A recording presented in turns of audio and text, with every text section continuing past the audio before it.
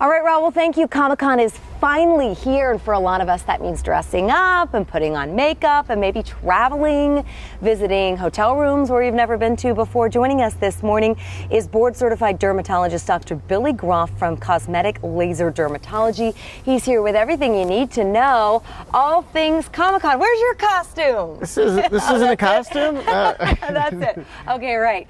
Let's talk about, first of all, what we need to keep in mind if we're putting on makeup, especially for Comic-Con, to keep our skin protected. Right. Well, with the kiddies, the most important thing is that we test the makeup on the children before we apply, because children have very sensitive skin, and they can easily break out in rashes, and that can be quite a nightmare if you're out for a good time and they break out in a bad rash. So what we recommend is that before using makeup on the kiddos, test it out on the inside of the wrist, maybe a couple of days before, apply it and let it sit for a few hours, and if there's no reaction, then you're good to go. Okay, and you said it's really important too, we've got to remember to moisturize our skin. Well, yeah, it's important to first clean your skin before applying the makeup, but moisturization will help as well. And when removing the makeup, you want to use a cleanser that's specifically designed to remove makeup, not just a soap, a regular soap, but specifically makeup remover. Very good. Let's talk about if you do develop an allergic reaction, what that usually looks like in the most common form usually. Right. Well, most of the time we're applying the makeup to the face, so the face will get really swollen and red, and it will fairly intense itching. So those are the things you'll notice usually within the first few hours of applying the makeup if there's going to be a problem. And then if you want to try to take care of it at home, of course you want to wash the makeup off. You can use things like Benadryl, which you can get over the counter, which will help with the allergic reaction. You can also use topical steroids like a hydrocortisone cream.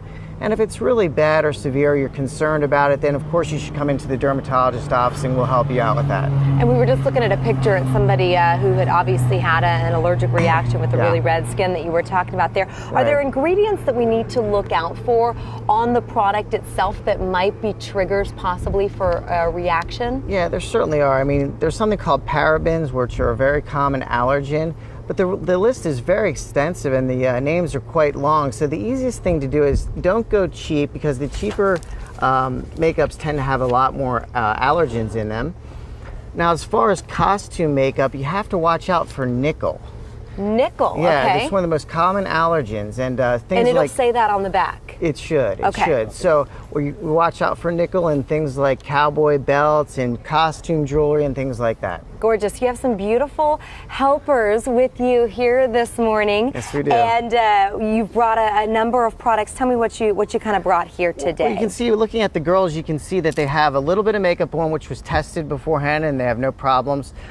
You can see that Jenny here is wearing this costume jewelry, or these little diamonds on her face, and it's important to make sure you use costume glue.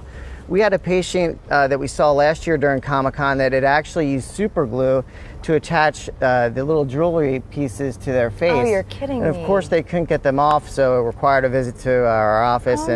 So yeah, you want to make sure you use the appropriate glue. We also have some an extensive list of do's and don'ts. You mentioned the nickel, that could possibly be a trigger. Right. Also, we want to look out for grease-based makeups. Well, sure. You want your makeup, if you use a grease-based makeup, it's going to be quite messy, but also it'll cause breakouts and acne and things like that. So a lot of people like to also do kind of the homemade things to save money at home. Well, that can be tricky. The problem with the food colorings and things is it'll stain your skin for a few days. So if you're having a good time on the weekend and you have to go to work on Monday, you might be a little bit embarrassed when you have this blue stain or green stain left over on your skin. So don't keep your makeup on overnight. Use makeup remover, not soap. You also say when you're keeping your makeup, say you've got some stuff left over from last year, can you still keep that, or does it just depend? Most of the time, 1 year won't be a problem. That should be okay. Yeah. All right, we're going to switch gears here and talk about costumes. Okay. Costume do's and don'ts. You say wear costumes made obviously of fire retardant materials. Right. A lot of the costumes nowadays, are made from fire retardant materials, and that's important, of course, because if they're not and something happens, you can get burned quite badly. The other thing to remember with costumes is you can see with these two gentlemen, Joshua and Jeffrey here, they have the masks, but the problem might be with seeing where you're going. So if the masks obstruct your view, you know, you can trip and fall and have problems like that. So for a lot of folks, they are coming into town and they're staying at hotel rooms, and we need to mention bed bugs, because that can obviously cause major problems, skin irritations. How do you know if you've been impacted by bed bugs? Kind of talk about what marks you're going to see on your skin. Well, what bed bug bites look like, they usually have 2 to 3 bites in a row. Okay, so you'll see 1, 2, 3 in a row. We call it like breakfast, lunch, and dinner. Although the bites usually occur early in the morning, maybe between 5 and 6 a.m. is the most common time, but they may not show up in your skin for up to 10 days after the initial bite.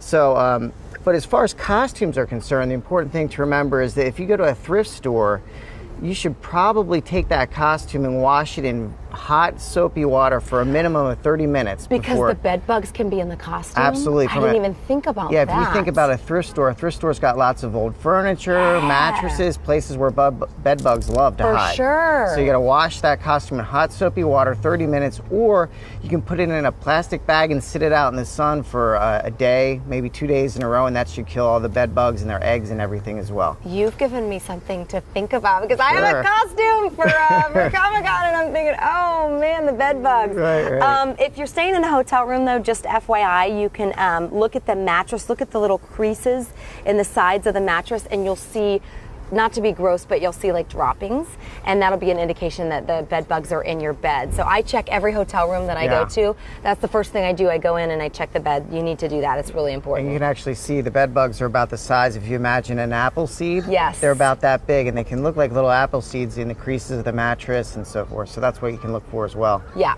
very good. Okay, here's the deal. If you'd like to get in touch with Dr. Billy Groff, the information is up on your screen right there, located on Genesee Ave in the UTC area. We have also linked some information on our website, fox5sandiego.com. You can go there and click on that Scene on Tap. Now, your precious girls here, one of them wanted to say something. They're not mic'd up, but I'm going to lean in because I've got a mic on. And you wanted to say something? What did you want to say? If they want to come in my invisible jet, it's parked outside of the news station. You have an invisible jet out there? Get out. I had no idea. Whoa, Raul, did you know that? There's an invisible jet out there? I heard Wonder Woman's invisible jet.